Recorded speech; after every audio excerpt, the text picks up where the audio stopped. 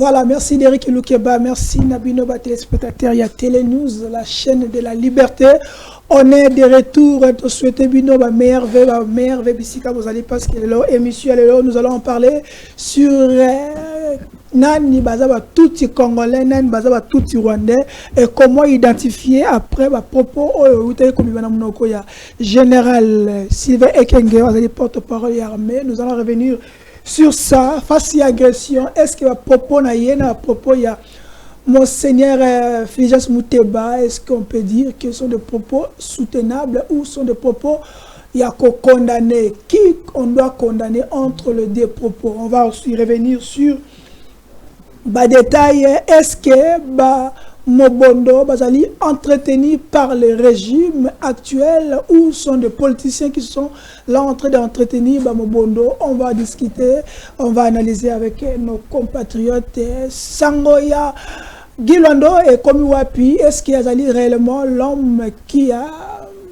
escroqué Corneille Nanga pour le Corneille Nanga Mova Congolais? Quel est son sort? Est-ce qu'il y a un conseil des ministres il y a vendredi? Est-ce qu'il y a un soleil qui est Kamboyango? Donc on peut savoir et il y a une croix émission il y a lelo après sortie médiatique il y a Mwanamboka Joseph Panda ou Senga qui est chef de l'État.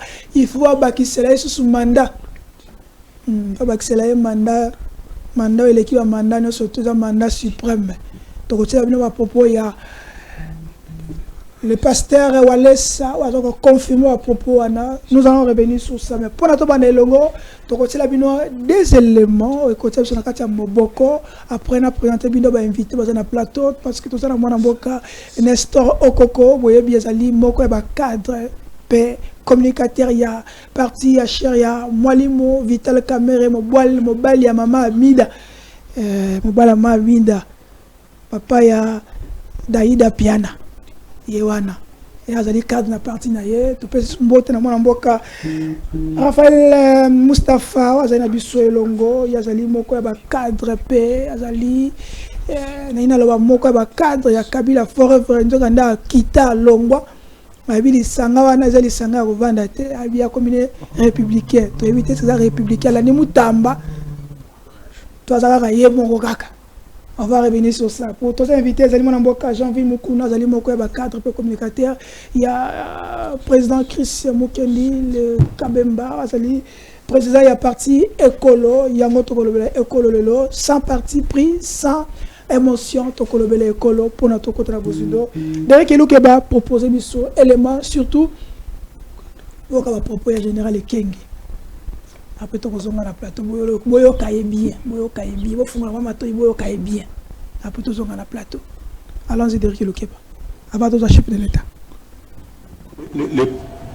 Le pouvoir rwandais est déterminé à déstabiliser la République démocratique du Congo, à déstabiliser notre pays et ses institutions, et c'est pourquoi j'interpelle tous les Congolais, que vous soyez de gauche ou de droite, du centre ou je ne sais de quelle obédience, nous n'avons que ce pays et nous devons le protéger. Et nous devons ouvrir l'œil et les bons, puisque les Rwandais ne baisseront jamais pavillon. Ils vont continuer autrement à chercher à déstabiliser notre pays. Enfin, utilisant les fils, effectivement, vous avez vu la plupart d'officiers généraux et supérieurs arrêtés sont des officiers généraux et supérieurs qui ont été manipulés par les Rwandais. Et ils ne s'arrêtent pas là. Le fait qu'on les ait interpellés, ils sont essoufflés. On les a coupé l'herbe sous les pieds, bien sûr, mais ils sont en train de monter d'autres stratagèmes pour essayer de porter un coup fatal à notre pays. Donc, il faudrait que les Congolais, où que nous soyons, nous puissions ouvrir l'œil. Et surtout, nous qui sommes ici à Kinshasa, au Congo central, à l'Équateur, au Grand Équateur, dans la province, la grande province orientale, le Grand Bandundu, nous devons faire attention. Ne croyons pas que la guerre est seulement à l'Est. Elle peut venir ici par d'autres moyens. Donc, comme on dit à Lingala, qui fait que lorsque vous épousez aujourd'hui une femme, tout il faut faire attention. Ah bon? Oui, il faut faire attention parce que si vous êtes responsable, et c'est ce qu'ils ont fait avec les chefs coutumiers, les grands chefs coutumiers un peu partout, on vous donne une femme, mais vous allez recevoir un membre de la famille, un cousin, un neveu qui viendra chez vous. De la famille de la femme. De la femme. Et on va vous présenter comme le neveu, le cousin, alors que ce n'est pas un neveu, ce n'est pas un cousin, c'est la personne qui viendra faire les enfants avec votre épouse à la maison. Et on vous dira que non, les enfants naissent toutis comme des toutis parce que la race touti est supérieure, alors que c'est une perfidie. C'est toujours la perfidie, Ubwenge. inculquée même chez les femmes tous. Et effectivement. Là, c'est très dangereux. Moi, général, voulez-vous dire que les Rwandais aujourd'hui sont capables de tout, parce que vous parlez de Ubwenge, on est en train d'inculquer le mensonge, la perfidie, le non-respect des engagements aux tout petits, et quand ils grandissent, on assimile cela à de l'intelligence. Pensez-vous que le Rwandais ou le Rwanda aujourd'hui est capable de tout? Oui, le Rwanda est capable de tout. Voilà. Est-ce que général Kenge Azali moko ya bato oyo bazakolba ki baza ba traite, et pourquoi elle a tenu ses propos? Parce que biso so toyebi le 22 février 2024, chef de l'État Félix Tshisekedi na briefing na ba panzi sango biso ba panzi sango, et pas Patrick Moyala avait confirmé que les Tutsi ou Banyamulenge sont des Congolais.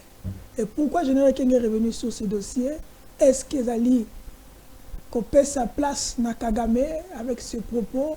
Pourquoi les autres comme la guerre et les lots? Est-ce que les M23 et tous sont des Rwandais avec des femmes Tutsi?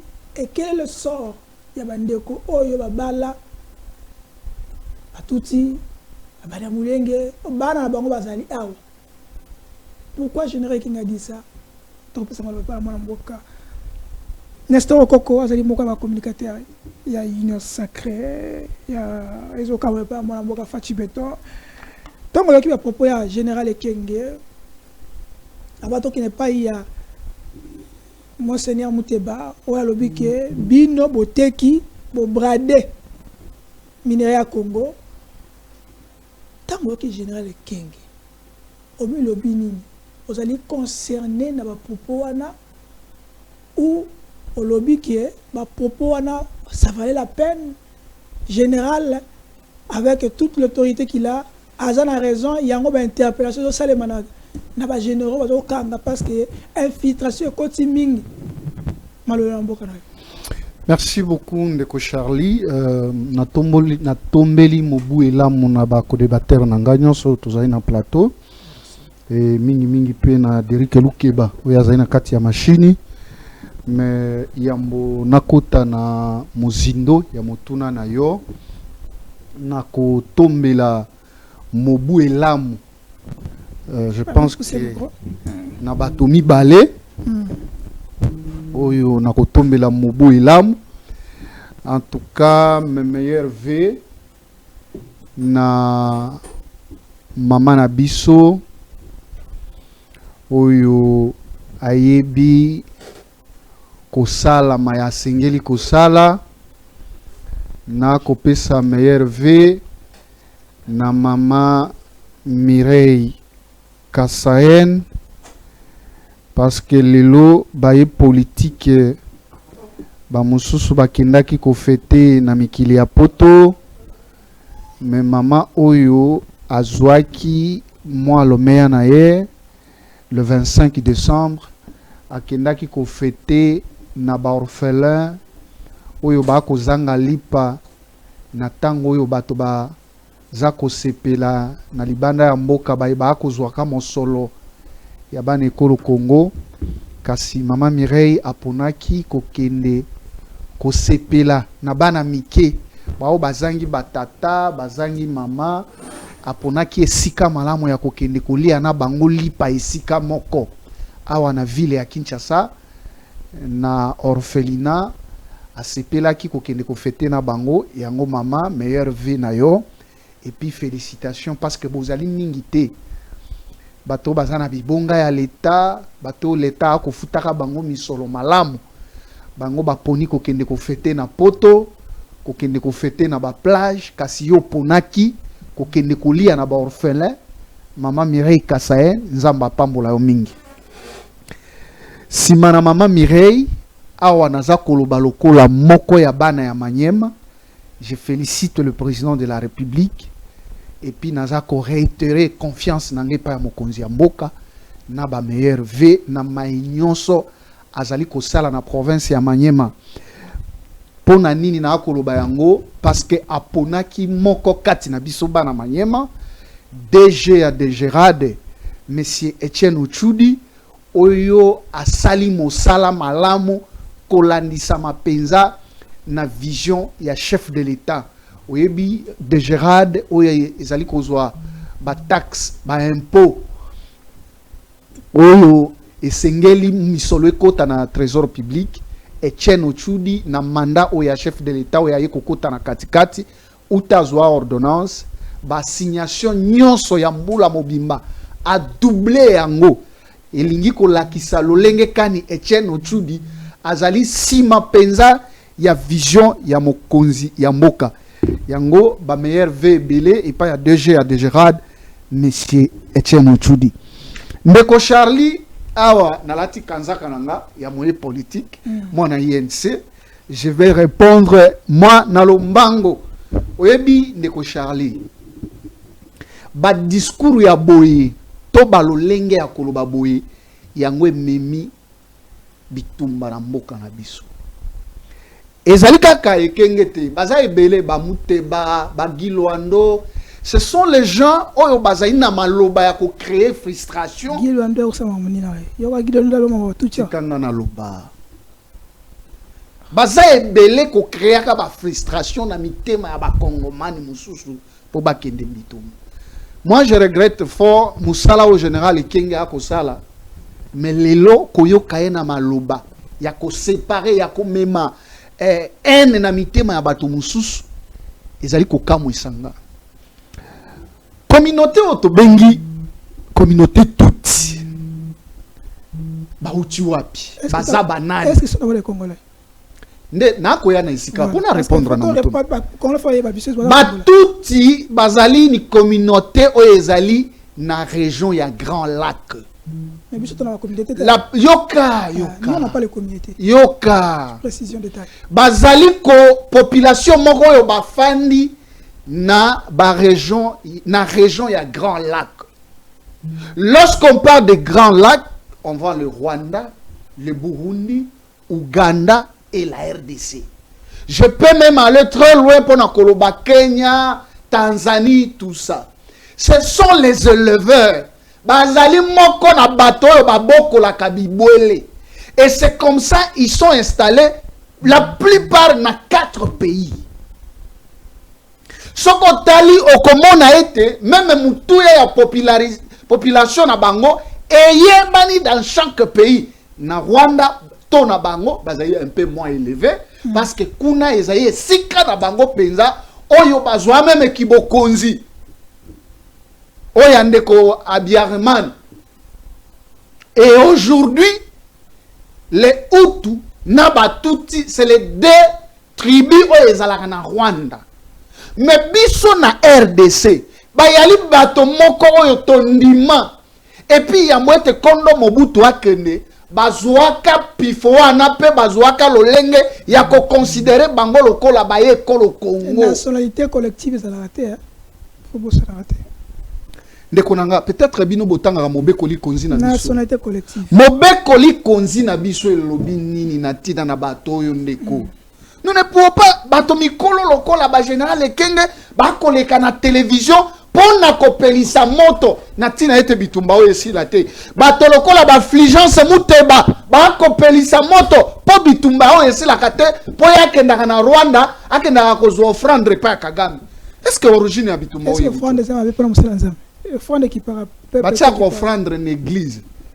Ah ouais yakendaka privé. Oye bongo muteba tango akangaki photo na Kagame wana ezaki na église. Différence. Te mboka oyo esengeli toza na balisi ku moko oye kosangisa biso. Ok. Pourquoi général Ekenge? Parce que tout ça va. Pourquoi général Ekenge a yeba chef d'État à l'oba déjà dit que tout a cause à propos à discriminité ba. Mais eloko na ko kamwa. Pourquoi combien discours na? Mapinga bazalaka bato moko ya lokumu bato ya lolendo. Mapinga basalaka maye mokonzi ya mboka le commandant suprême, chef de l'État.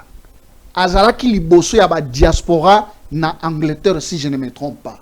Il a bien précisé que les Banyamulenge, ce sont des Congolais. Est-ce que Félix Tshisekedi ne a kotonga yango to aye ko créer yango lelo? C'est depuis époque ya Mobutu. Et yebani ete le Banyamulenge. Et puis c'est connu. Bazali même na ba village ba ko occuper yango. Et lelo bato wana nde ba créer la plupart na lobite ke bango nyonso. Bango baza komona ete ba kongomani mususu ba ko mizwa na valeur yango ba ko bomisaka yango ba ko sengaka protection na bango. Ils ont raison, ils ont tort. Mais na lolenge ya ba discours ya boye ya ba un officier exact que non militant moko ya parti politique. Officier supérieur ako bimaka na maloba ya boye. Et puis na elekonini ya bitumba talatina na ebisio général Ekenge na Gilwando ba yali zungu moko. Pourquoi on a le société Gilwando makambo? Parce que Gilwando a allumé un discours na té. Gilwando c'est lui azali moko ya baye kongomano ba ko frustré bato mususu ko ba kende rébellion na bandi ya liboso. Gilwando nde asala trafic d'influence ya ko influencer service ya sécurité mobimba ya pays mususu lokola Brazzaville ete bokangela biso mwana mboka wili ba Congo ya zaki ko tombo la gratuité de l'enseignement. Je dis makambo na ako nazana ba preuve nango. Gilwando yokanga seglanga na ako kene malembe na tsilisi ya Ekenge na ako kene na nani Gilwando. Gilwando ayali moko na bato ba keiko kosa nanga ya koloba ete kare minyo wano ya koluka chilo mwasi azui yango parce que na moto ya salaki ba enquête wana alobi tango abengi ba chinois ba koloba chilombo azwaki kare minye na bino ezali Gilwando nde manigase makambo wana kino nanga za frustré lelo ke ko boma bato na monyele ekolo Congo makila ya bana est ezali na mutu ya Gilwando nde asali ete mwana mboka Vital Kamerhe lokola président ya Assemblée nationale Loano nde asali ete balongola ye yoka ndenge balongole na koya ndeko nanga yoka Vital Kamerhe on l'a accusé de détournement, on l'a accusé de gestion opaque. Voilà nazali koya Gilwando asalaki nini tango akomi ministre ya relation avec le parlement yokanenge scénario et salemaki.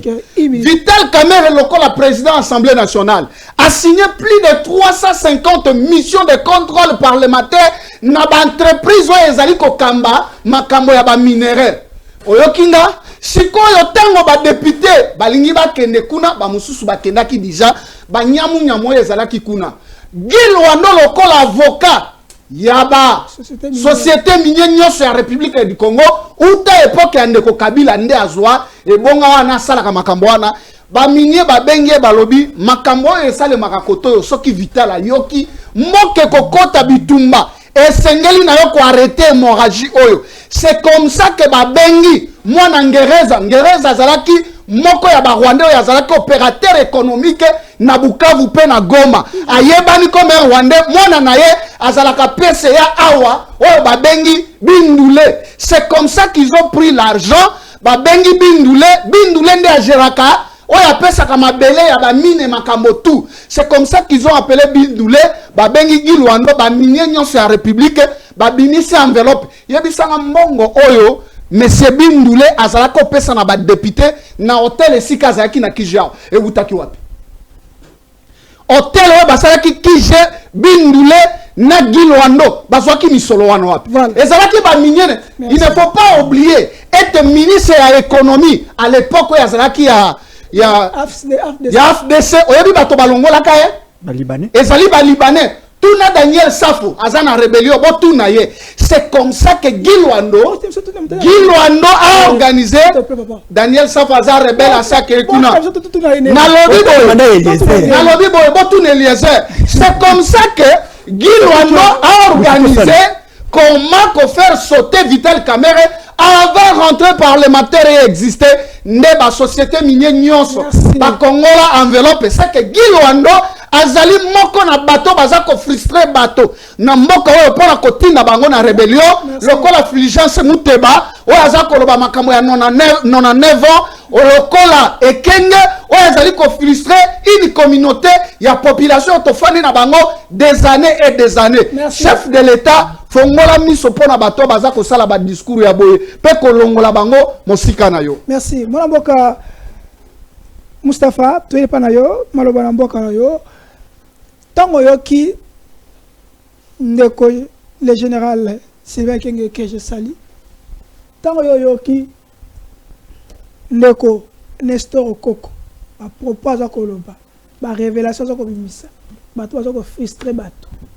Tango tali ba arrestation to ba interpellation ba généraux.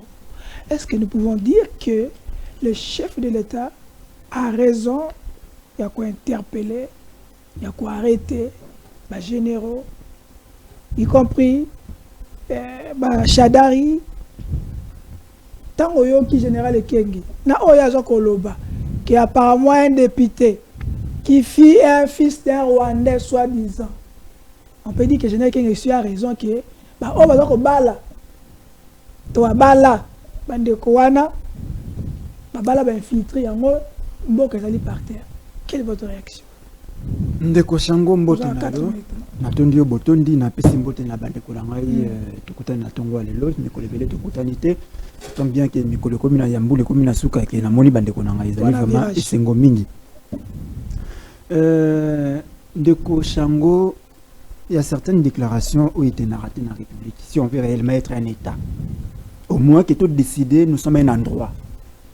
Tout ça, c'est un endroit, c'est quand on est un pays, nous sommes une nation, c'est-à-dire que tout ça est lié à l'histoire, à la culture, tout ça.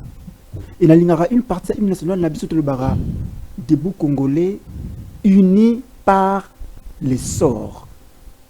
C'est-à-dire, et là, on a fait comme ça, il y a kasi mingi kutu koleka. Parce que ndenge to aboyawa, ce qui n'y a qu'à côté n'andako, et là, il y a liboso, biso tout trop sangana, na sort moko. De mettre fin na bonio ko linyo ka na bonio ko la biso après ça on soit biso ceux qui te sala attention. Nous serons unis et avec tout ce que nous avons vécu avec les Belges on est surtout vivre vraiment na Belge si on n'arrive pas sort wana ezoko ko sangisa biso te c'est que on n'est pas censé aux alabato vivre na katamboka moko na bandi na déclaration ya mibale ya tata Ekenge avana kotana o ya tata épiscope Fulgence Muteba na bandi na mon général na loboko la lobi tant on a commis je disais d'ailleurs les propos attribués au général parce que na korai qu'on dimate que yem talobaki yango elle qui n'est RTNC bon il croit que la connaissance qu'on peut intelligence artificielle même quand on a basaki na korai qu'on dimate que oh yo na ndela général peut aller dans ça je ne crois pas bon, supposons que ou alobaki za bongo tozonga c'est qu'on a quatre réflexion Kobala touti donc maintenant Kobala moi c'est à touti à ça la très attention parce que belle famille kotinda un certain cousin ou neveu mais yako yande na objectif yako et azali donc toloba ils a mobile ya moi si wana akoya kopesa ezemi à côté oyoki de ça ko kolobi ils ont député moko azali ka bongo je vais aller là-bas je crois que c'est d'abord trop grave tenir tel propos. Qui a déjà vécu ça? Qui a déjà vécu ça?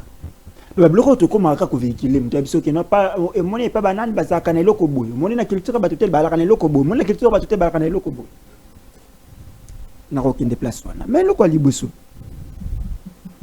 pourquoi to commune à niveau haut parce qu'on dit les uns disent qu'il y a la guerre. Mais pourquoi il y a la guerre? Cette guerre a cessé d'être seulement économique, a cessé d'être seulement la guerre est même identitaire. Nous tout ça bon la Kinshasa Soto tamboli bumoni bilonge batno au Rwandais.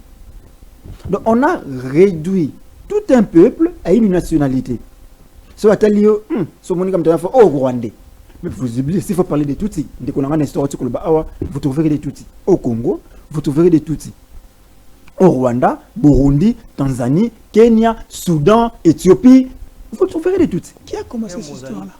Voilà. Et puis sur un matin en Afrique de l'Ouest, vous trouvez encore des Peul. Mais comment chez nous, et surtout bien dans l'Ouest, sur le hasard rwandais, c'est... J'arrive là. Notre monde a vidéo sur les réseaux sociaux. Oh, Rwandais. Bon, je n'ai pas de vidéo générée dans l'intelligence artificielle. Mais au moins, on a mon acquis, on a une vidéo, solo. Bon, on a une poche naïe, azana biloko nini.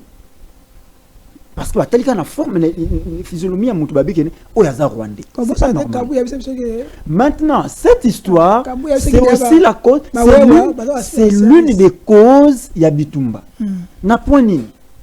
Lorsque quelqu'un qui est de cette communauté, afin de moni bino awa bozo traiter bango na ndenge bozo traiter bango kona il s'est dit que bon na zongi kuna na base na protéger bande konanga asali mabeto sali malam. C'est ça, il s'est dit oh bazo traiter ba étrangers, ce sont mes frères. Donc bakoki kozala facilement massacré. Sur ce ngana kei ko simba minduki pour les protéger. Na asali mabe to sali malam. C'est un problème qu'il faut chercher à résoudre. Alors, biso koto to bige non serait aujourd'hui deux personnes bawoti est. Mutumoko woti Rutshuru. Mususa woti Beni, oya woti Beni vous dites que c'est un Congolais. Oya woti Rutshuru bolbi ka ça Congolais. Parce que c'est au Rutshuru que vous trouverez des Nabani na Nord Kivu. C'est au Rutshuru vous trouverez des Tutsis. Mais lorsque tu prends anaki ça awa, tu le bike yé Tutsi wana za Congolais té. Mais Rutshuru est à terre congolaise. Est-ce qu'on est normal? La confusion. Rutshuru est dans la langue nini zana Kenya Rwanda. Tosaka na ngomba Nyamulangira est dans la langue nini zana Kenya Rwanda. Vous acceptez Nyamulangira qui est na Kenya Rwanda et à Congo, mais celui qui a donné ce nom-là Nyamulangira n'est pas congolais. Tout ça va tomber. Ce problème est outil musika. Avant 1885, les Tutsis vivaient au Congo. Avant 1885, Bazalaki. Mundele aye na conférence de Berlin à Kati Mundelu na ndenge Kataki, il arrive que vous trouvez les Bakongo na Congo Kinshasa, les Bakongo na Congo Brazzaville. Vous trouvez les Teke na Congo Kinshasa, les Teke na Congo Brazzaville. Ça c'est normal. Vous trouvez les Bayombe na Kinshasa, les Bayombe na Angola. Là c'est normal. Les Tchoko de Angola. Vous n'acceptez pas qu'il y ait des Tutsis na Congo et des Tutsis na Rwanda. Il y a des Tutsis d'origine congolaise, Bazali na Congo. Bazalaki avant 1885. Parlons maintenant vrai. Je suis vrai. Parlons vrai. Je suis vrai. Est-ce que dans ce pays, oui, dans les annales coloniales, oui, est-ce que nous avons une tribu qui s'appelle tribu Tutsi? Parlant même des tribus. Vous criez partout, il y a 450 tribus. Qui a compté ça? Tu fais un biso 4 tu vas compter la tribu, tu commences à 450. Est-ce que tu recommences à 60? On dit que non, attendez, attendez. Tu vas compter. Est-ce que tu recomptes? Tu commences à 450. Qui a identifié ces 450 tribus en 2000 non? Ou à Congolais, ou à Congolais. Okay. Non, non. Moi, je dis ici, il y avait des Tutsis au Congo avant 1885. Bafandi wapi, Bafandi na Rutshuru. Rutshuru ezali mabe. J'ai suivi encore quelqu'un qui me dit, oh non, bah réclame la terre. Il ne réclame pas de terre. Comment est-ce que tu réclames le qu'on a yé? Ils sont chez eux. Ils ont des terres ici. Oh. Mais ils sont Rutshuru dans le Rwanda, bah réclame ngondeni. Voilà. Bafanda kana banda avant Belgique, bango bazalaki. Maintenant, na 2 minutes que mutumaka sali ligne parallélisme azul sangano. Oh, na Belgique, bah tu vas na matongi na Belgique, bah réclame la terre té. Oh, mais prenez la carte. Il y a Belgique. Depuis banda bazala kalati lelo. Ils sont mona na lelo. Ils sont mona carte moko na Belgique ba comment matongi. Na carte, il y a Bruxelles. Carte officielle, il y a Bruxelles. Ils sont mona quelque part ba comment carte matongi. Ça n'existait pas. Bino nde bofanda na partout na kibiso de tobenga matongi. Les Belges ne connaissent pas partir dans le Matongi. Quel est l'objectif? Okay. Maintenant, si on carte à Congo, si on carte à Congo, depuis Belge, territoire il y a Rutshuru et Zalaki, tout Zalaki té. Voilà. Et ils appelaient ça Rutshuru. Comme Rutshuru on est où kiwapi. L'objectif final. Na langue nini. Banani ba benga kiango Rutshuru. L'objectif final il y a discours. Oh, est-ce que c'est quoi un piège il y a Kagame oh Tina Gabataba réclamer la terre moi non, faut pas associer Kagame dans nos problèmes. On ne peut pas l'associer. Non. Mettons Kagame hors de nos problèmes. Ça c'est lui qui a dit c'est un général congolais. Donc, et il s'est adressé à ses frères congolais. Donc on met Kagame à côté. Parlons-nous entre nous congolais. C'est ce qui n'a point au de Konanga. OK, lorsqu'on tient un tel discours, Batouana balobi que non, nous tous a marginalisés. Tous a besoin de protéger Bisso. Et bien le côté de Misolo. Parce que mon lobby, c'est pas n'importe qui. Moussim Munduki. Et nous savons tous ici à Daj qui nous avons retrouvé Baraki Moutassimi Mando qui va tout dans l'âge naïté. Mais ce qui est celui Moussim Munduki, on a un eau gradé. Donc, c'est un discours que nous avons dénoncé, nous avons décrié Nayoki. Il semble que le général est suspendu. Si c'est vrai, c'est-à-dire que même l'état-major général a compris que le général était sorti un peu na makambo alingaki aloba. Tozongi na makambo na discours ya tata épiscope officiel. Ça ne peut pas soutenir ou à condamner. Peut-être à 100%. Ah. Oui. À président. De la même manière, on a tout pas chef de l'État. Je vais dans ça. Je vais dans ça. Il y a deux accords, on nous dit ici. On parlait de deux accords. Accord de paix entre la RDC et le Rwanda et un accord économique entre le Congo et Mboka Bapaya, n'est-ce pas? Est-ce que à part accord de paix, à part Wana, accord ni sur monaki. Accord économique est bimi. Je connais ça. Accord ni monaki. Parce qu'on dit qu'il y a deux accords. C'est là, tu connais ça. Accord ni sur monaki. Accord économique, ce qui est vrai, non. Parce que procédure nango ezokende kino lilo basisi nanté. Entre les deux pays. Jusque là. Mais Ali. Les Ali, accord économique. Il y a combien d'années?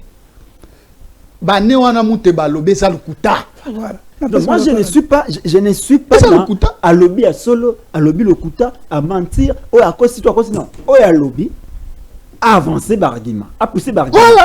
Ou à lobby à cause à pousser barguima. Moi quand on a kotanga yaki na je me rappelle d'un professeur avec me fois ma question vrai ou faux. Soit à Tuni Mutuna répondre vrai ou faux, mais il faut justifier la réponse. Hein. Vrai, pourquoi? Faux, pourquoi? Maintenant, lorsque le gouvernement, lorsque le gouvernement lobby que Makambo épiscope lobby est faux, mais il doit maintenant mettre la preuve que c'est faux. Mais mettez la disposition à Bissot, ces accords, qu'on lise, qu'on comprenne. Comme ça, nous dirons que épiscope a cossi, épiscope lobby a solo, puisque tu as dit épiscope lobby que j'ai été à Doha. J'ai été à Washington. C'est-à-dire qu'il a commis sur place. Peut-être qu'il a lu ses papiers au Bissot Totangité. Parce qu'avant il s'est donné.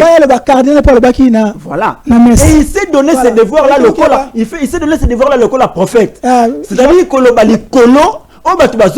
Nassé. Il y a des accords de 90 ans de blindage de minerais.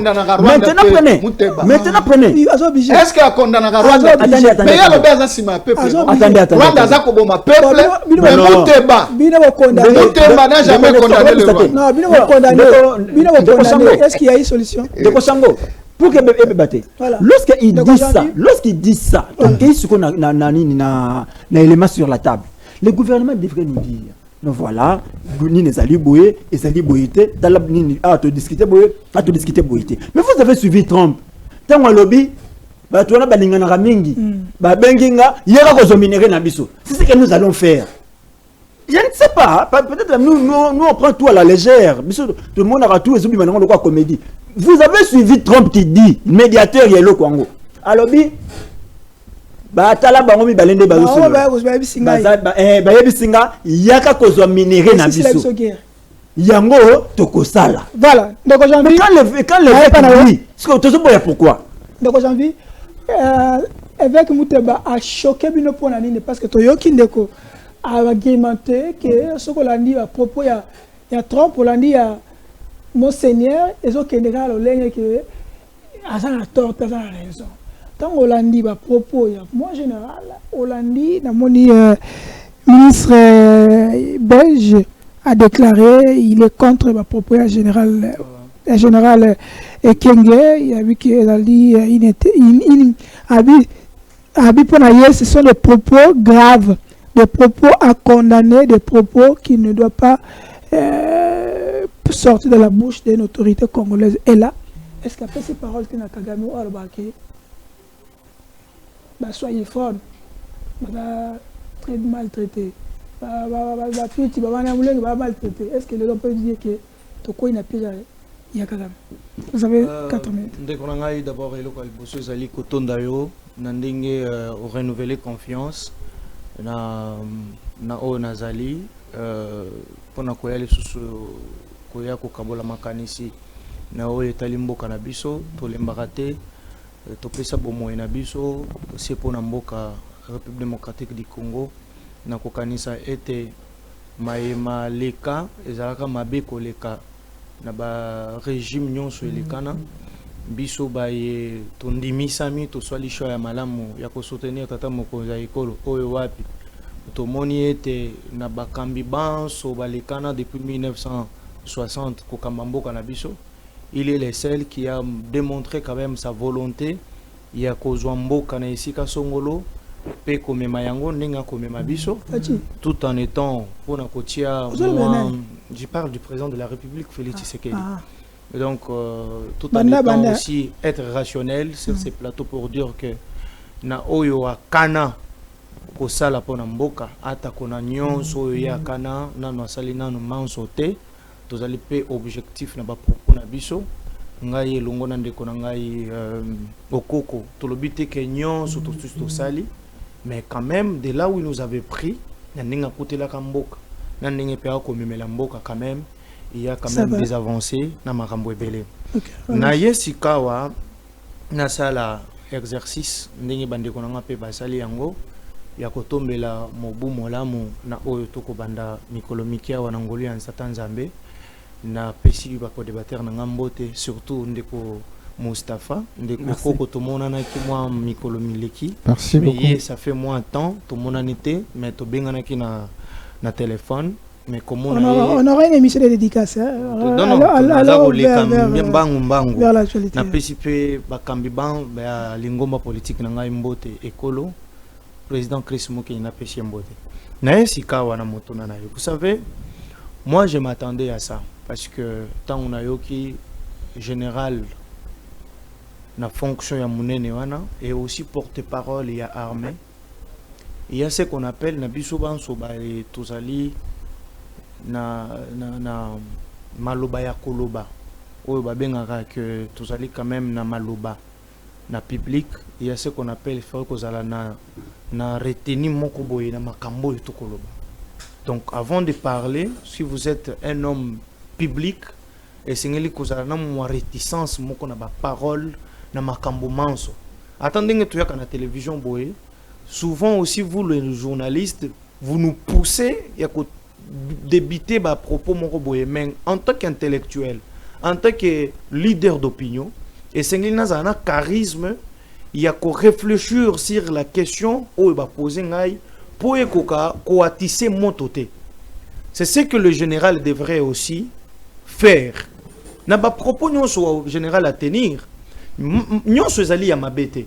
Il a d'abord commencé par faire voir na peuple congolais que objectif ya Rwanda ezalaka boye o biso nyonso toyebi ezalaka ya ko infiltrer lisusu pays na biso makasi comme ma balkanisation. Ça c'est connu de tous les Congolais. Mais na réflexion na ye, je pense que les journalistes l'a balancé des choses oyo ekei na ye contenir ma propos et faire fâcher presque tout le monde. Il y a personne, même le président de la République, je ne crois pas qu'il est content, n'a pas propos déplacés, décrodants. Nous avons que général. il y a général. Donc moi je m'attendais à ça. Pour n'accoper ça, les sons, nabatu musus oyo tozali ba leader d'opinion et sengeli token na ba sanction pour que makambo boye les kanarate. Nous sommes na période nini, tozali na période oyo mboka na biso zo lekisa ba moment sombre. Tozo luka cohésion nationale. Même sur ces plateaux de télévision. Attends, bande qu'on a vu sur en opposition. Je ne peux pas tenir des propos ici pour faire fâcher Ndekonanga et Moustapha. Parce que nous sommes tous appelés à un moment où tout conjuguer ces efforts, ces moko, il y a un terme na atrocité où ils allaient plus de 3 décennies. Bandeko bazoku fowana bazaba congolais. Nous ne pouvons pas continuer de débiter des propos où ils ont fait fâcher peut-être bandeko mosusu. Par exemple, biloko yonde konabiso yo muteba ya katanga azo tenir awa. Ce sont des propos, non, s'il vous plaît, azan de konabiso congolais, mais casquette wana ya moto na nzambe azan a été. Ce sont des chercheurs batubako milukisa comment mabengana bango et mvoama bakoma na misolo ebele. Non non, s'il vous plaît, s'il vous plaît, s'il vous plaît. To signer ba accord. Namboko izo agresser biso. Yo kaniski na Rwanda ba avec bazalakate. L'archevêque Bazalaraté, l'église catholique Bazalaraté. Est-ce que avez-vous écouté un seul évêque à Rwanda tenir des propos contre les institutions ou soit contre la République démocratique du Congo? Mais c'est seulement chez nous, vous allez écouter un prêtre catholique qui a propos na bango bazo kumisa Rwanda, bazo kumisa Kagame. Pas plus longtemps que Mikolo Leka. Cardinal Ambongo a tenu des propos na Rwanda Lobaka que j'ai de l'admiration pour votre président. Faut pas oublier cela. Est-ce que Nambo Kanayo Bisika yo Ozali, Cardinal Ambongo a déjà tenu des propos encourageant les dirigeants Mboka. Nyonso za la ramabe pona bango. Félix Ndapesa. Nyonso za la ramabe pona bango. Nazongi na kati ya ma propos ya général pour que na se perdre te. Ndek bande konanga ba uti ko talisa noir sur blanc. Origine ya bandeko toko benga ke batuti. Bazalina Grand Lac. Grand Lac ezali composé avec plusieurs pays. Tozalina Grand Lac plus de 10 pays en Afrique. Mais na kati ya ba pays nyonso wana batuana bazalaka. Même chez nous ici, na République démocratique du Congo, nous avons le peuple tout bazali. S'il vous plaît, Bazali. La République démocratique du Congo est composée de 450 tribus, 250 ethnies, 26 provinces, 145 territoires. Mais Bazali n'a quantité. Bazali n'a quantité. Ne connaissons Moustapha Otikola qui s'habille soit noir c'est blanc. Avant 1985, Bayalaki déjà, avant conférence de Berlin, Bazalaki déjà. Mais vous voulez torpiller l'histoire aujourd'hui. Non, non. Même Bokonjo Toko Kambalelo, nous ne pouvons pas. Non, les tweets ne sont pas des Congolais. Non, non, nous ne pouvons pas le faire. Nous avons de tout Congolais Bazali. Ancien sénateur, on a le baquet. Bazo Kongo, Baba Boulengi. Bazo instrumentaliser Bango. Je ne suis pas ici pour utiliser des propos de qui que ce soit. Ça, c'est moi. Je suis à la télé. Je dis que pouvoir faire partir à ceux qui composent la République démocratique du Congo aujourd'hui. Ceux qui n'ont été indépendants. Avant 1985, voilà. Mais aujourd'hui, si Félix Congolais, nous avons des tweets congolais. Voilà. Et dire des propos comme ça, moi je pense qu'à ce stade ici, nous devrions éviter des propos nyonso. Ça, j'interpelle nous tous là, les acteurs politiques, société civile, nous tous là. Mais objectif est ça, c'est moko. Objectif est ça, moko. Tolongola et tumba. Oeba obazoku fawana bazali banyamate. Ce sont des Congolais. Toti akimio toboyi ke lobby toyo kalisusu ke communauté touti ba telemi basali pe ya bango rébellion basali boye ba continuer ko boma ba Congolais par rapport ya ba propos ya boy yelo kotoko boya yangwana. Nous s'il vous plaît tozali ko prédure tozali ko senga toloba liloba moko tokoki ko permettre te congolais moko aya ko kabola biso pona ba intérêt na yé. Si le général, non, peut-être des propos comme ça, tu tiens des propos comme ça pour na sauvegarder peut-être poste na yo ou garder fonction na yo. Oui, pour na mutu moko. Parce que tout ce qui se passe au Congo, ce qu'on tali bien, ils ont pour intérêt privé, intérêt personnel, intérêt général. Nanya Rotinda, il était tout seul devant un journaliste et devant son micro. Nanya Tindi. Donc il faut éviter ce genre de propos. Baflivan Mouteba, Bagi Luando, Batunyon Soana, Batika Bamakambo, ya ba frustration na moment cristal oyo parce que les chefs de l'État objectif est moko. Il y a comme même terme na atrocité à est. Non, tu la vidéo moko ozotala vidéo ya Augustin Kabouya, Holandaye, on réagit après na pesa bandeko maloba. Et ça a tort, tout a raison. Derek Lukepo. Mais je voulais revenir sur quelque chose que j'ai suivi à travers les médias et les réseaux sociaux. Le comportement de nos pères de l'Église catholique, je ne peux pas clôturer cette rencontre sans parler de ça. Bino bolanga qui par discours nyonso développé et par bande qu'on a vu sur l'église catholique. Mais vous devez faire très attention. Ils sont dans une démarche. La démarche là est laquelle?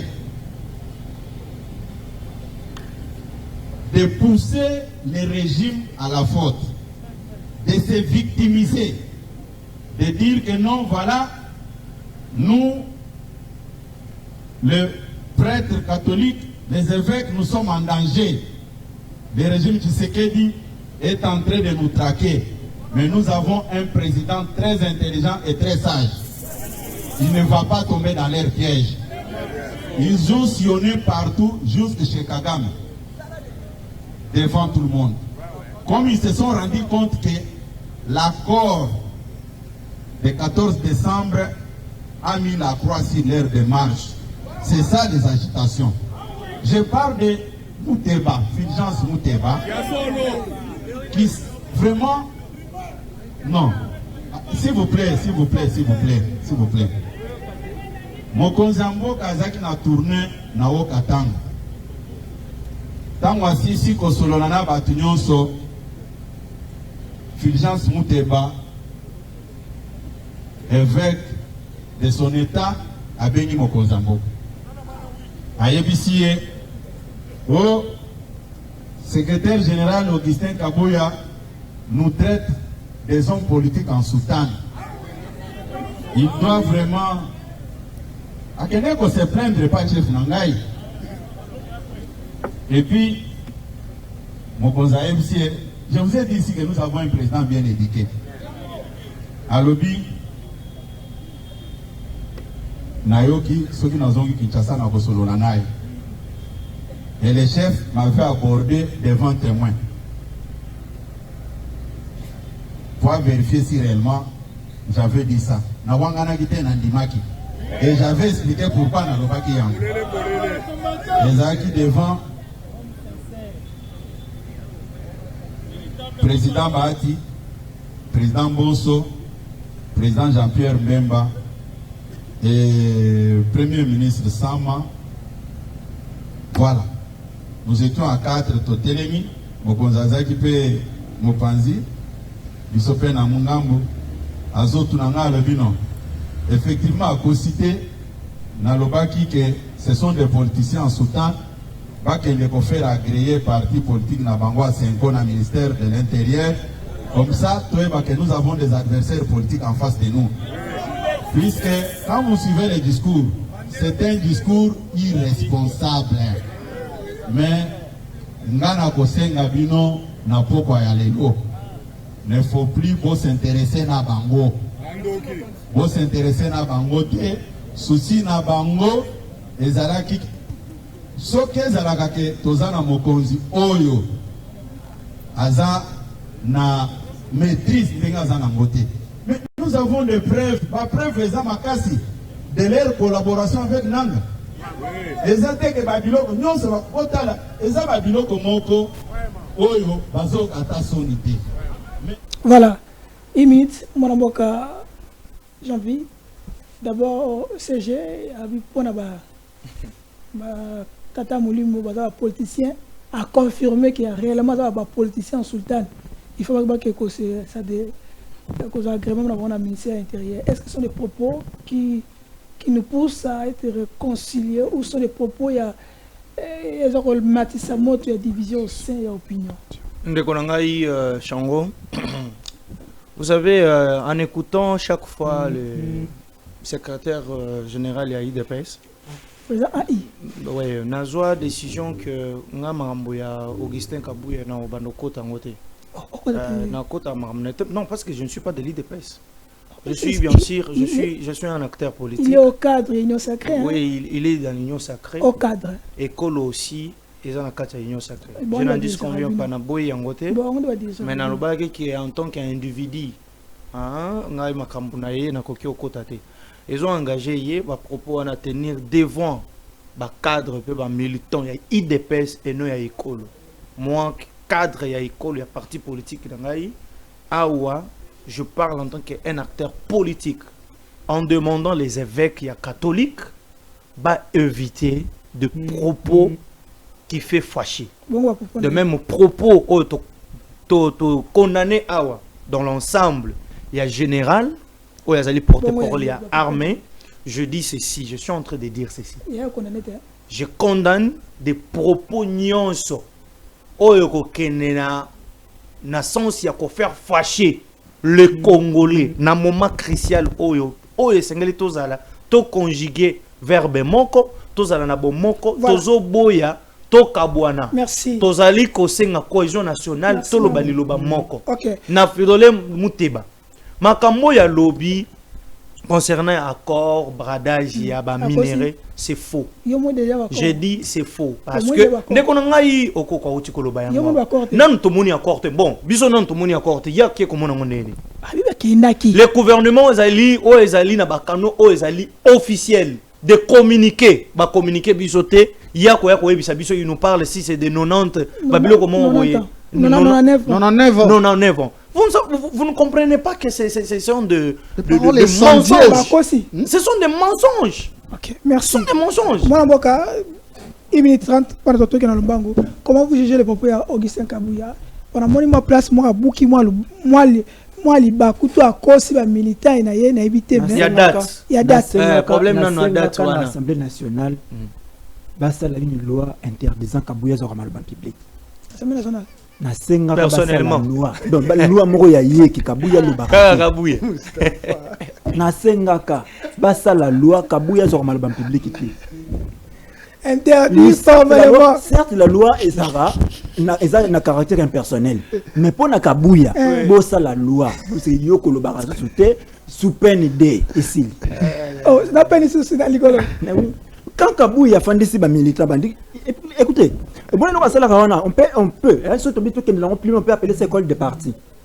Au bengi ba militant, aux autres ya bango, aux autres qui sont des basala makambo na parti. Mais lui-même makambo c'est ba militant ibinaité. Le 14 décembre 2025, Mokonzambo Kazaki na Kisasa ou bien Zaki na makambo Zaki na Washington D. Bakinda ko signer accord le 4. De bakinda ko entériner. Nan Kabouya bima mo la piste. Il y a l'abscisse. Ah, Kabouya l'abscisse de la ratée. Oh. Mutabi sibino ke non yai amnani babimaka oh déjà mais ça comme ça là et puis quand un leader sort comme ça il doit préparer son discours. Il doit vraiment préparer son discours. Il y a des événements où il la mutu on appelle l'abscisse précisément agent renseignement on appelle l'abscisse non il sait ce qu'il dit ça y est bien date à Bosani Abosani ta yebi de date à éviter ce qui est dans député national. C'est ça. Et ce mon a télémi. Atei bisika bat batele marabaloba. N'a pas ça mon chien. Côté les maintenant on a télé maraté prendre la parole. Il n'a jamais pris la parole. Kabou et le Rassala qui sont pour à tomber le Boko Mabani, qui sont contre à tomber le Boko Mwasi, qui s'abstient à tomber le Mibale. Merci, moi. Je ne crois pas, je ne les vois pas. Namakabosa Rayona. Voilà. Donc, il n'y a pas d'Éric qui va la personne de Komaloba. Tous les éléments, il y a Pasteur. Non, c'est la Pasteur. Voilà ça. Maman, le bipon a chef de l'État. Non, Maman, le Galélo. Est-ce qu'il a-t-il raison? Donc, il a fait vidéo. Il y a un chef coutumier. On va accueillir le cimetière. Est-ce que tant que tu as des vidéos, on peut sa réaction? Est-ce que tu as la bonne voix ou tu as la mauvaise voix? On a repéré sur Maloba. Mais, Raphaël et Mustapha ont gardé toujours parole. On lance avec Derek d'abord. Au Talanani, jusqu'à toi Kende.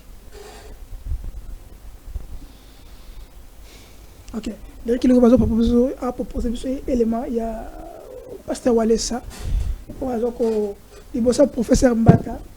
Professeur Mbata, qui a échoué. Lance avec Derek Lukepa.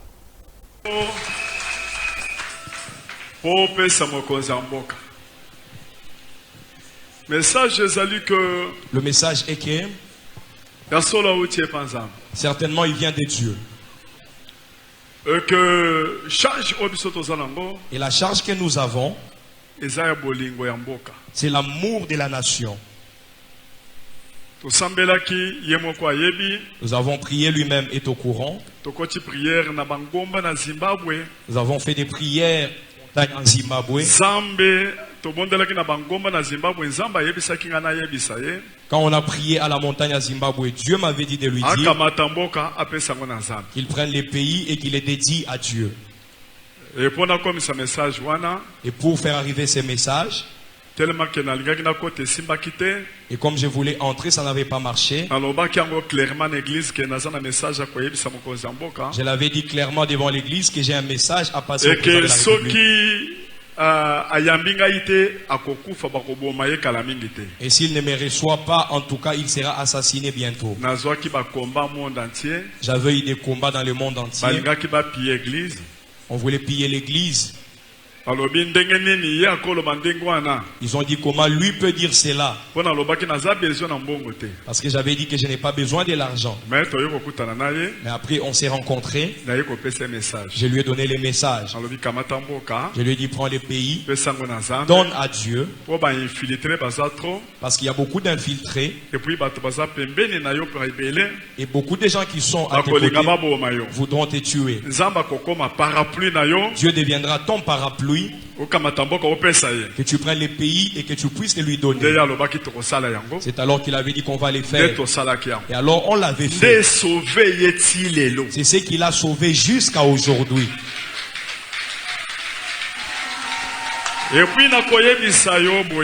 puis je vais vous dire ceci. Il y a certaines choses que je lui avais dit, que Dieu avait dit, qu'il puisse aimer le pays Congo comme sa propre maison, sa propre parcelle. Et Dieu a dit s'il suit les directives,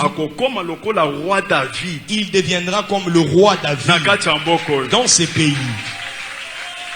Un président historique inoubliable. Il deviendra un président historique et inoubliable. Et États-Unis partout, et tout ce que vous voyez les États-Unis et partout dans le monde parler et plaider notre cause, on avait pris les pays, on avait donné à Dieu. Raison pour laquelle vous avez remarqué qu'ils ont porté la charge de la nation. Pour finir, je vais vous dire ceci.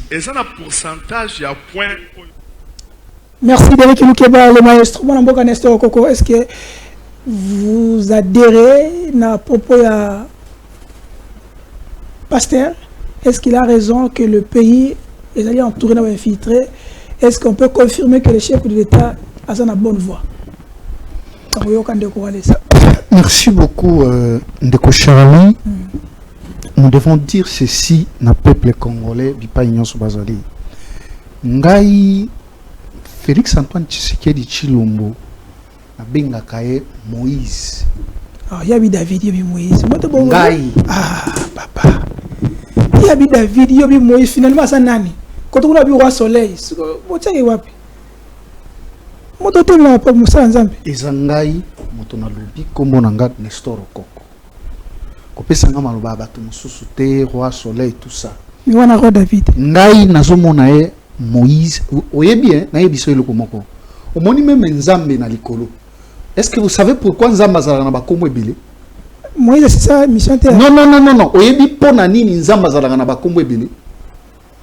Parce que le lenge nzambe azako se témoigner na vie ya moto na moto. Nde ba mususu bako benga ye pendant njila, ba mususu bako benga ye alpha et omega, ba mususu bako benga ye kombo nyonso. Moi je l'appelle Moïse parce que Félix Antoine Tshisekedi nde aye ko talisa biso na mboka oyo ke détournement ezalaka. Ke ba politicien ba yibaka mbongo. Félix Antoine Tshisekedi nda aye ko yebisa biso ke budget na biso ekoko matati na 20 milliards. Eko matati mati. E mati. Ba fonctionnaire Yolandi ba fonctionnaire. Budget e bongo ba fonctionnaire yebite ke bazako futa bango 80 000 francs congolais na mboka oyo. Ba fonctionnaire Yolandi. Te nana zoloba. Omoni makambo susu na ba susu pe yoka ko sala changement ya vie ya budget à 16 millions ba susu pe na lobi boye ko sala changement na lobi te que Congo est bongi. Je n'ai pas dit que Congo est bongi, mais na lobi Félix Antoine Tshisekedi azali Moïse ponanga. Pourquoi? Parce que tozaka na mboka oyo fonctionnaires à 83 000 francs congolais, policiers à 120 000 francs congolais, salaire à Batundenge Zalaki, solde militaire Zalaki Nandenge Zalaki, mais aujourd'hui, Félix a mis son espoir que nous pouvons aller de 80 000 francs congolais à 500 000 francs congolais. Tokoki ko sala malamu kole. De Kochali, tango zo tunanga ke bazui. Bazui. Oui. Ngate palbana yo. Na lobi bazui. Merci. Police solde nae, policier souka. 500 000 francs congolais. C'est OK? Tozana pas walisi. Pona koyebisa yo que Félix Antoine Tshisekedi ayi kokuta mboka ezalaki ya kotengama. Et c'est vrai, na ennemi bazalaki ebele. Walesa a raison. Walesa aza mosali na nzambe. Nde role ya basali na nzambe yango wana. Ezate ke yo mosali na nzambe musala na yo komema ba parole moko ya ko toxiquer bato mususu basala rébellion. Neti muteba. Yo ndo lobi. Soki basali na nzambe nyonso po biso na Congo bolingaka ko walesa azaboy. Wana azosala musala na ye lokola mosali na nzambe.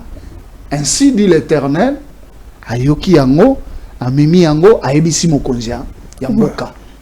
Parce que même les rois na kala, bazalaki toujours conduit na banganga nzambe. Voilà. Oh banganga nzambe bazalaki ko bimisa, mais likambo bazalaka amoko. Message otindili mokonzi ya mboka. Est-ce que kosala yango? Est-ce que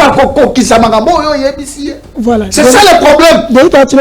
Incompatibilité entre Bassel Nanzambe na ba politicien. Voilà. Yokuno za la lumière, yekoto ya za makambo na mususu azosala. Est-ce qu'il va respecter? C'est ça le problème. Est-ce que vidéo de ya monaka population lelo ba comment finga Bassel Nanzambe. Alobi lukuta, ya kuta lobaki. Obi mo ba ke nanga koma na vidéo te. Obi jusqu'au vidéo. Et hier, je mbongo ya koto. Jusqu'au vidéo. Kabila pesa ya mbongo titi atonga kite. Podi eza na basali na basali. Eza vidéo, tasque vidéo, tout en ala. Bando ko tota la vidéo. Derek. Tiens ne connaissant de wala na so vidéo ya ba chef coutumier otala. Obo sala. Nana timi bango ba kena na autorisation ya nani. Na o wala salobi. Est-ce que l'histoire il y a Saoul na David et qui sont na moko tonté David Derek tela yata au cimetière de la Gombe à Kinshasa pour une veillée spirituelle en soutien aux forces armées de la RDC et en appel bien sûr à la protection divine face à la crise sécuritaire qui prévaut dans la partie est du pays. Guillaume et Roublin étaient présents. Répondant à l'appel du chef coutumier de Vunda Mukilango et le groupement des Kimouinza Matadimayo, Blanchard et Pepoluzolo, des chefs coutumiers venus de 26 provinces du pays, se sont réunis dans la nuit du dimanche 21 décembre au cimetière de la Gombe à Kinshasa pour une veillée spirituelle consacrée à la situation sécuritaire préoccupante dans l'est du pays. Dès minuit à 2 heures du matin, ces autorités traditionnelles ont procédé à une cérémonie rituelle marquée par des prières et des invocations des ancêtres, implorant leur intervention spirituelle face à la guerre qui frappe la RDC, attribuée à l'agression rwandaise et à l'exploitation illicite de ressources minières nationales. Convaincus de la puissance et de la sagesse des ancêtres, les chefs coutumiers ont, à l'issue de la veillée, exprimé leur espoir de voir ces forces spirituelles accompagner le pays dans cette période critique. S'exprimant au nom de l'ensemble de chefs coutumiers présents, Blanchard et Pepoluzolo a souligné que cette démarche visait à implorer la protection divine et ancestrale en faveur du président de la République Félix Tshisekedi, des FARDC ainsi que des Wazalendo engagés sur les lignes des fronts pour défendre l'intégrité territoriale du pays.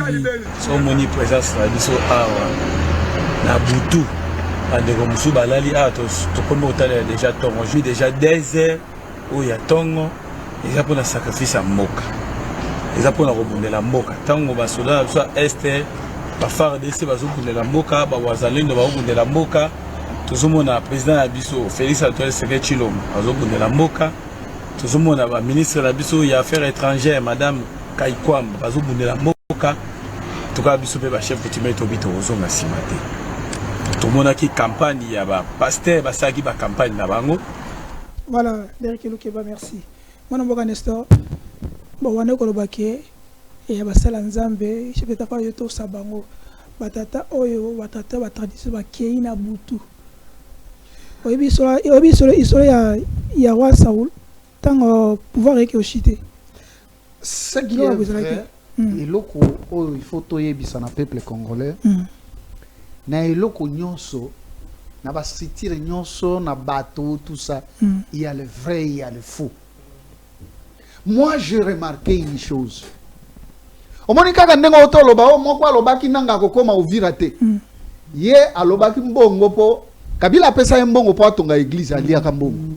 Siko aye pa Félix Lisusu po amoni bana mike o ba pasteur ya lobi ba tongi ba église ya minene mais ya sale lokote. Oh, il y a un se rattraper.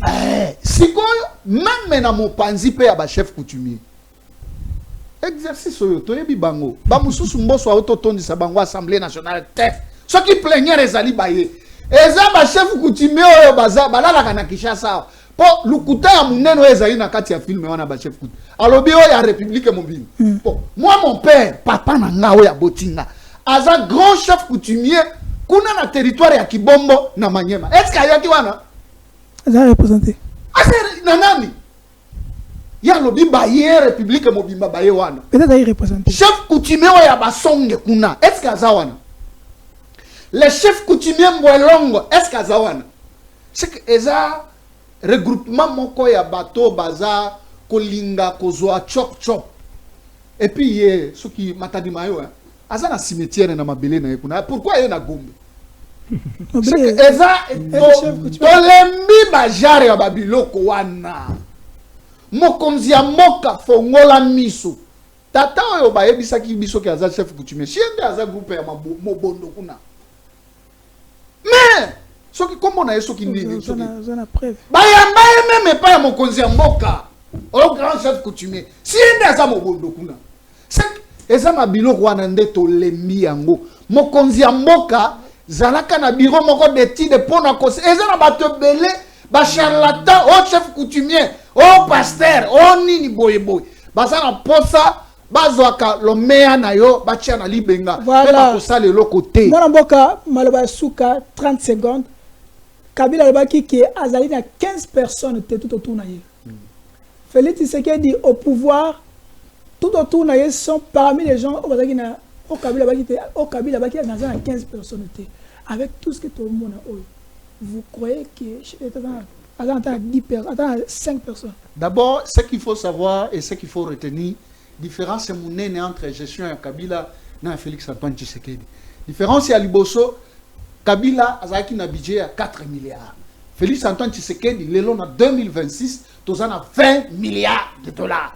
C'est-à-dire, le président de la République a touré na batu ya malamu kole Kabila. Quand Kabila avait dit ça, azaki na raison, parce qu'avec tout ce Kabila a koutaki na mboka, l'élo n'a lobaka yango. Et sur le plan militaire, sur le plan économique, Kabila pouvait nous laisser na likolo ya makasi. Mais soko tali lelo, au moins lelo toza koloba, armée boy. Tout ça c'était effort ya Kabila. Ya ko sangisela kabiso les étrangers, baye a commis général, a sali boye, conformé armée. Net nenge Félix Tshisekedi a eu une décision. On a recruté plus de 150 000 hommes en uniforme, base de formation. Félix Antoine Tshisekedi, ndeye kolongola embargo. Vous voyez bien. Est-ce que Bolobela, il faut tout le Congolais. Félix Tshisekedi. Félix Tshisekedi ndeye kolongola biso ba université moderne. Oyo totikala komondate. Félix Antoine Tshisekedi neti na Kinshasa. Boye nzela moko babenga ka Nzolana. Osole bana nzela wana. Route Nzolana. Ndoko Mustafa. Eye ko fongwa ba. Na ele kwa Félix Antoine Tshisekedi. Je suis à Félix Antoine Tshisekedi na ya Kabila et ça musika c'est pourquoi Kabila azanga ki 15 personnes mais Félix Tshisekedi azana batu ya valeur tout autour. Ndoko Mustafa. Yango moni makambo e bongwani. Merci. Mutu n'est pas na yo. La même question. Est-ce que Fachi avec tout ce que Tolando azana attend des personnes fiables? Tout autour parce que Kabila a 15 personnes. Autre monde a na gestion, na guerre, est-ce que ça prouve que le chef d'État est bien entouré? Deuxième question, est-ce que tu as mis la malam? Parce que quand tu as un Zambé, quand tu as un chef coutumier, quand tu as un Nakisi, on ne sait plus où le boussole les arabes. Votre réaction? Au tournée de 15 personnes. À Gangi budget à Gangi nini c'est Kabila za na hotel mais à Bosaneki les mêmes personnes bazaki na président Kabila na gauche va traverser Kakunate réellement c'est ce qui a démontré qu'il n'avait pas ces 15 personnes. Ce sont des Congolais. Mais basali malamu na Tshisekedi. C'est ce qui démontre qu'il n'avait pas ces 15 personnes. Les lois basali malamu les lois les 29 les fêtes n'importe fête Mokonzambo kasali discours nuit il y a les 24 trucs les 25 abisi ba congolais bonne fête mais bazana mbongo te bafuti bangote te bafuti wana makambo ngana olo na pesi date le 24 janvier le 24 décembre na Butu Mokonzambo kalobi bonne fête. OK mais ba congolais ba y payer et pourtant abi bafuti il est conscient que la paye n'a pas commencé longtemps et de deux, il y a beaucoup de Congolais qui payent na bangote. Ayebi, mais il veut seulement faire un débat là où on ne peut pas faire un débat. Message nangawe bafuta kinga na nini banque yango avant Noël. Tanga journaliste zwa na pesi autorisation mona na montana nga bafutinga ka. Ndeko nangai. Le tolo banayo awa. Il y a des Congolais qui ne sont pas payés. Azotia makelele. Ngai dans un Congolais basi bafuta kinga. Il y a le ministère. Nalobi yango. Voyez gens à Congolais nous sommes. Le quoi il y a à payer. Il s'en fout du reste. Non, je suis Congolais. Pour le reste. Je s'en fous. Non, j'ai dit je suis Congolais. Parmi les Congolais que tu dis que non, bafuti na bangote, na za Congolais. Pour le reste. Bafuta kinga. Moi je dis que moi on m'a déjà payé. On parle pas de toi Nestor. Oh, mais tu veux parler de qui? Voilà, et puis moi je ne suis pas peut-être que ça fait à Soloti, la qui ça total. Pesa total, est-ce que on va voir. Non, pesa tu go. Pesa journaliste. OK, pesa ningai. Pesa talalo. Pesa journaliste. Bimisa total. Pesa ngango. Bimisa. Pesa li. Oh, abano Luka. Abano Luka. Abano Luka. Omoni. Ezalaka zola kisango mbang. Pesa. Pesa, on va voir. La qui ça. Pesa singa journaliste. Oh. Pesa ngai journaliste. Nakotala. Le dimanche le 14 décembre. Voilà. Pesanga. OK. Attendez, pesa. Pesanga. Oh, vous qui mistate. Oh, azobo ya ponani. So azobo ya natala ponani. Oh, pesanga mbongo. Pesanga mbongo. Pesanga natala. Oh. Pesanga. Ah, moni. Oh, pesanga natala papa. Oh. OK. Azobo moni. Dans sa pays, à Boyi, à Zokosa. La possibilité n'a pas circulé. Allons-y. Vous voyez, mensonge. Donc, j'ai dit ici, mon compte en banque congolais, bonne fête, mais il faut t'amiter. Mais il faut fêter, exact. Mais au moins, l'équipe congolais, Azar a plus de 15 personnes. Il n'en a pas, lui n'a même pas 2. Mais il n'a même pas de preuves. Monsieur Soalé va se soit périmé. C'est pour là. Budget à 20 milliards. Basombi ce pour là. Budget à 20 milliards pour nous recevoir ce pour là. Budget à 20 milliards pour que tu vas fêter sans salaire. Vous voyez les 15 personnes au Yazana Bango.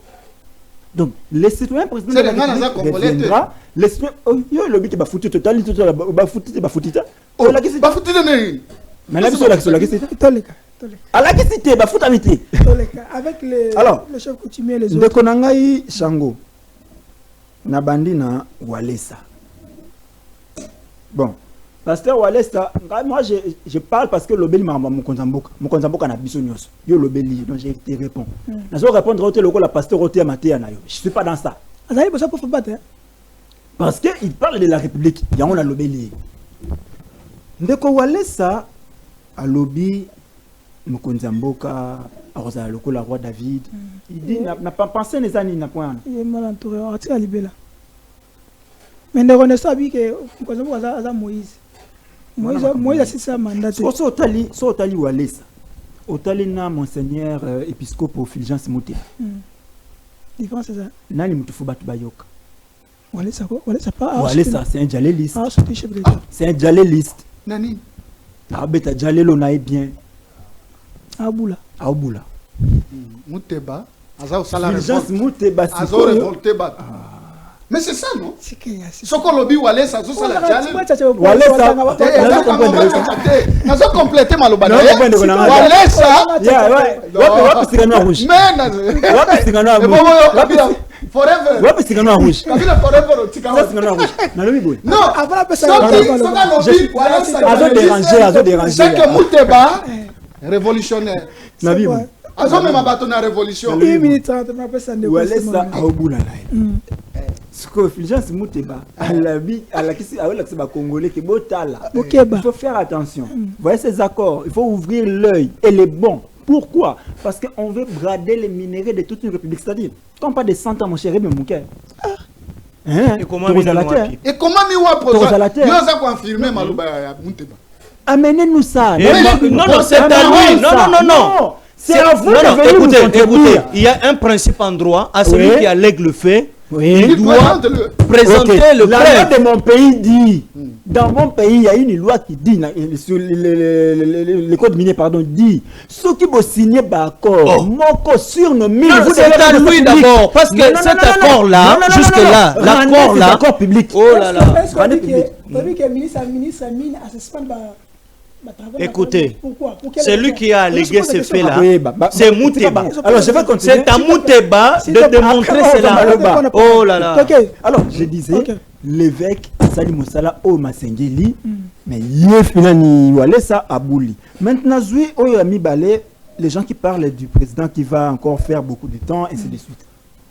Je vais rappeler à tout le monde. Je vais rappeler à tout le monde. José Panda. Ah, faut pas se voir les José Panda. Ah, mais c'est un bon satellite, il faut que tu lances. On commence là-bas. Bon satellite, 100 millions, il faut que tu lances satellite. Et on commence là, le reste après. Tu as la mission, mais mon mission, le biwana. Tu as la mission, sur la réception d'un bon satellite, et puis on parle des missions. Bon, tu as évolué. Le 24 décembre 2021.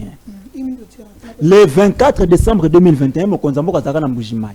Oubima kambalo baba? Kaye. Je ferai 2 mandats et je viendrai habiter ici à Mbujimai. Ayebi ce qui va congolais que j'ai une mission fona sala. Mission divine. Wana so qui m'tabeti bora bongo à Abula. So ko on mo konzambo kazana mission bouliste à Abula. Mais j'aimerais préciser pardon que déranger ta Walesa Lobaki le président ya politique na histoire ya Moka. Il n'a pas dit que le président déranger babomi Mboka babomi INC. Allez, anya begisa na émission. INC c'est la chose. Le kasu mo peut passer quand ils mo peut passer. Alors, pardon de Jamona Sisa. Alobi ke nakoya kofanda langa na Mujimai. Soko muta komina azosala ba mandat na ya mibale. Bino bolongoli ya mandat bokomisi la mission likambonini. Maintenant quand il faut dire à ces voyous, à ces flatteurs, à ces escrocs de la République qui veulent que na motu ya mokonzambo kama kamboza na motu na yete, ba ibeloko boy. Le chef de l'État n'a pas une mission parce qu'il a reçu cette mission de qui? Qu'il a confié cette mission. Il a plutôt un mandat qu'il a reçu des Congolais. Et c'est constitutionnel, il a un mandat de 5 ans renouvelable une seule fois. Il a déjà renouvelé, il est là, il est à sa fin. À ces flatteurs, face à ces flatteurs, maintenant j'interpelle les chefs de l'État. Tous ces gens qui ont la mission, ils ne le disent pas pour vous, Mukonzamboka. Je sais pas, j'insiste, chef d'État, toi, chef d'État, toi, Miyibi. Batu wana tu bazolo bango bazosala ngo pona yote bazosala pardon de Oshango je suis bazolo bango pona yote toutes ces comédies bazo orchestrées yango pona bango parce que na hôtel boke yoso longwe est-ce que muto ko ya pembeni wana lui aura encore la même force dans nango lelo sur ce yo faut de la place wana pour que lui profite. Vous voyez ce qui se passe au Cameroun, ba yele bilo Paul Biya Ami Bossana Koutimo qui est représentant de la République. Mais les gens qui veulent encore Paul Biya à la place, ils ne le veulent pas pour Paul Biya, ils le veulent pour eux. Narraté chef coutumier. Chef coutumier. Narraté chef coutumier. Joseph Panda. Est-ce qu'on peut dire que chef d'État dans moins de 15 30 secondes.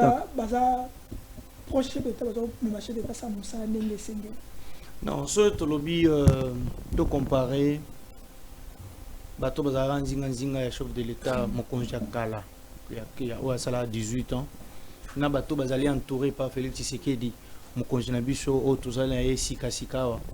Au moment que Kosala une telle analyse ou bien comparaison, et Romain Mabiso, peut-être ma comparaison, mon boy, assez ma case au bing, toko benga qui est comparaison mo il y a carnivore parce que s'il vous plaît tikanaya Nathan ya Kabila zako yeba Nathan parce que yebi ke basala makambo mabe kolekema mboka oyo na se makaso yeba Nathan parce que na moto azaka liboso na bango ba disciple bazaki ko se couvrir les uns et les autres mais na pouvoir oya biso quand même to yebi atabiso ka to nyosa ke to yebi ke moto tel azara muyibi ayiba ka misola l'État ba c'est belé na lobby ba c'est belé na ya pour émission wana s'il vous plaît to yebi ngo malamu ke moto yo ba écarter parce que ayibi misola l'État pe ba congolais ba yebi maintenant s'il vous plaît tikanga ite tika ko déranger mais quand on a école lina bato yo pe nani ayibi basali mosala ki toko nani otoko ko betela maboko. Vous parlez aujourd'hui sinon qui a wabalin surtout journaliste à lobby makambo etali ba fonctionnaire mais ba fonctionnaire wana ba yali ba congolais Mustafa Ndengaza boy lelo azo tambola butu moyi pourquoi na fonction publique mais na kala azaki olinga te azaki olinga te yebisanga fonctionnaire nani na militaire oya koki ko envier quelqu'un qui travaille dans le secteur privé.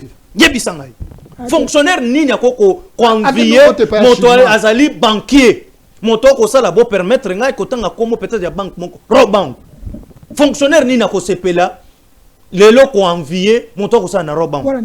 C'est parce que aujourd'hui Félix Tshisekedi na politique na ye aluki ya moni moto ya malamu Jean-Pierre Liaou atie wana à matérialiser politique, vision et mon conseil école sur notre administration publique. Allez-y voir aujourd'hui ce que Jean-Pierre Liaou a amené dans la fonction publique. La réforme et motindo wana. S'il vous plaît, s'il vous tika wana babilo kwa pamba botika azaki tangwa kende tangwa zako pesa musicien mbongo azaki na conteste nini. Ezaki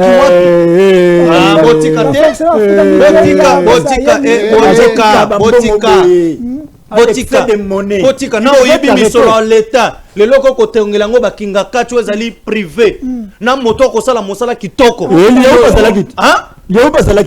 Nini, Bopesaka ministère, il était un simple député. Il était un simple député. Tant Bozaki qu'est-ce qu'il a proposé avec la capacité managériale pour utiliser en exergue. Qu'est-ce qu'il a l'Assemblée nationale? Plusieurs de choses. Proposition. Liaou n'est pas comme Kabouya. Liaou n'est pas comme les autres.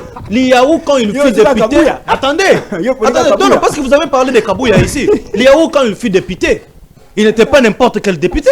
J'ai dit ceci, il n'était pas comme n'importe quel député. Et ici, je suis en train de parler au président, comme Liaou fait permis à fonction publique de ce qu'il a fait dans l'administration publique. Plusieurs choses. Attendez, j'arrive. Attendez. Liaou a amené aujourd'hui cadre, il y a structuration, il y a institution. Liaou a mis politique salariale. Liaou a mis annuaire. Attendez. Peut-être aujourd'hui, salaire. Il y a des fonctionnaires. Et ça combien? Il y a mawa. Aujourd'hui, les militaires avec institution SENSAP. Aujourd'hui, les militaires, les policiers Nabiso sont pris en charge par la SENSAP. Grâce à Liaou. Mais c'est lui, le ministre, il y a tutelle, il y a SENSAP. Ce sont des fonctionnaires de l'État.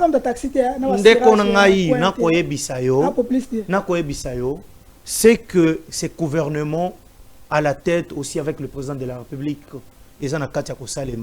aucun président ne l'a fait dans le passé. Nathalie Caméra, Nathalie Vidéo, Nathalie Yangonon. Attendez, s'il vous plaît. Ndeko Chango, il faut Sengeli, tous à la Rana Kimian, tant que tous analyser. Bande Konanga Baouti Koloba Marambo, Oezali Masano. Ça, ce sont des Masano, Biloko Yaba, chef coutumier. Ndeko Nanga Outi Koloba Awa. Kinshasa awa ba chef coutumier bokene na bisika oyo esengeli ba chef coutumier bisika bo uteli chef coutumier azanani chef coutumier azali chef coutumier quand on toko benga ya coutume songolo pakala ou soit ya etini songolo pakala yo ya na Kinshasa bisika bikolo nyonso bisika ba etini nyonso bazali et puis oponi ata cimetière ya Mukete oyo ko koma kana cimetière ya Gombe bazali masano bamona bango oyo ezali masano bake mutu d'abord s'il vous plaît cimetière ba chef coutumier za on a venu baum et puis yemayo on a fait mayo butu ake butu kasi yango na yebisa ko ezali makambo moko ya lukuta. Ne compare pas ça avec ce que Wallace a dit. Wallace n'a pas parlé que Félix Tshisekedi a retiré la Nabokonzi, c'est qu'on a séco. Et puis, quelqu'un comme moi, je suis de l'Union sacrée, je l'ai toujours dit. La Constitution, nous sommes des légalistes, tout ça peut tomber. Toya te tote kabwanya na biso toye bien watana de store wa ke tata mokonza na mandat mi balé na suka est-ce que na président ye mon quoi lobby ngo est-ce que pas lobby mabe est-ce que na lobby mabe na lobby boye la constitution a dit au président de la République que c'est des mandats et Tshisekedi en tant que patriote en tant que quelqu'un qui a toujours respecté ba test a ko respecter na yango. Okay. Oui, à respecter yango. À respecter yango. Dernier mot, bandeko balanda yo. Eloko ya suka na koloba. Ok, ndesika na linga kina shite yangwana.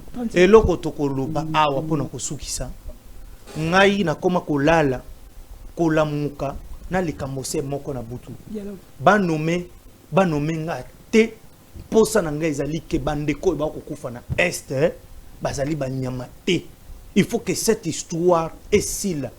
Toi utiliser ma voix nyonso o il faut pour que etumba o est là. Merci mon Mboka. 30 secondes. Deko Chango Matondo mingi. J'ai dit que Mboka na biso ezoki mingi. Tozoki sani mingi, to leli mingi, to bomani mingi. Il est temps de mettre des bosso na biso bolingo et bien-être, la cohésion sociale. Il faut dialogue. Et nous devons dialoguer. Avec qui?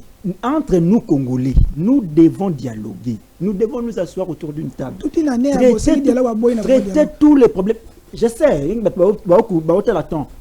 uns, Tanzania, nous, c'est tout dialogue que vous allez à des faveurs, il y a tel ou tel. Moi, je ne suis pas dans ça. Moi, je suis dans une réfléchissons. On doit mettre fin à ça. Allons-y autour d'une table, parlons et réfléchissons au Congo. Au lieu de vivre des scénarios, des chefs coutumiers, Un monsieur qui se dit Matadi Mayo. Je crois que tout le monde a eu du village Matadi Mayo. C'est comme ça là. C'est ça ma belle Baoumou. Et si vous prenez la carte à Kinshasa, vous avez deux ressortissants. Vous avez les Umbu et les Teke. Les Umbu, bango bazui ngalie mozomata. Oui, bomati. Et puis ngalie bango pe na sete. Na sete. Bo bandela partir le colomoni a venu ba Umbu, batu bakenda météo. Sozo mata ipen, il y a un arrêt de bus avec un arrêt ba Umbu. C'est là. Là, ce sont Mabélé, Yabaoum. Donc, c'est la même famille, hein, Matadi Kibala, Matadi Mayo, c'est la même famille. Voilà. Maintenant, cimetière Yabakoutumi, Yabaoum, ils en ont venu Njili. Na Aribaoum, moi, mais lui, s'il avait vraiment des cérémonies à faire, si c'est vrai, arrive vraiment la seule pour ça, la cérémonie, pour la République. Pourquoi ne pas que de la Mabélé? Il y a coutumier, les premiers grands chefs Nabango à qui cimetière à Gombe. Qui est, s'il faut les suivre, ma belle Bateki. Je continue. Je continue. Continue maintenant. À lobby, à Basangani, chef coutumier de la province tout. Comptez bon à combien? Papa est Nestor Azate. Non, tu écoutes musique. Quand une personne s'il faut dans la province, il faut dire que chaque province a un chef coutumier moko. Tu vas par province. Il faut que à 26. Bah combien? OK. Merci. C'est une comédie. OK. Bientôt on continue la comédie à Boyi. Merci. Ndeko Nestor 30 secondes aussi. Merci. Message na Souka. Message nanga ya Souka. Les émissions peut-être contre banda année à Sikana. Les faux et les vrais tobandi komona bango.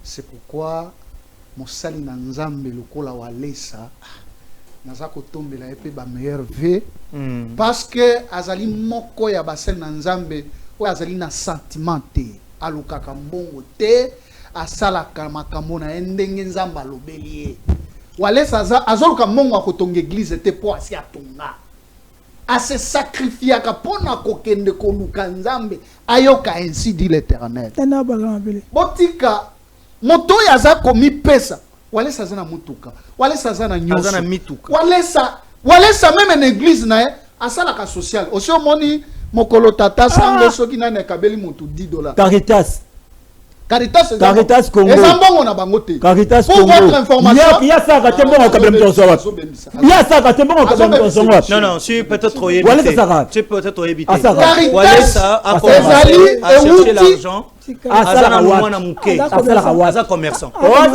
diamant za rasuta comme la Bible est-ce que tu banako luka diamant na mbujima diamant ça na Bible te basi akabela na ni $10 papa la Caritas c'est-à-dire il faut tout ça batoloko la ba walesa oh ba yokaka ainsi dit l'Éternel yo walesa c'est un commerçant dazo yebisa yo non walesa c'est un commerçant voilà il faut yo le commerçant ya le walesa kolisa bana batanga ba université lelo baza ba cadre na mboka o attends la vie privée de tana maman nde yango na zolo par rapport na makambo azo sala nga na lobi ke walesa za moko ya banganga nzambe oyo bayokaka lito oyo nzambe ayokaka pe ayaka koloba ngo tikani kolobaka boyete apesa mutama conseil nini mutamba lokoso na ende bomisa ye soko oyoki walesa te okokufa Yo walesa zanga nzambe nayebi sio nasambelaka na église na ye te me namonaka makambo alobaka ezalaka na nzela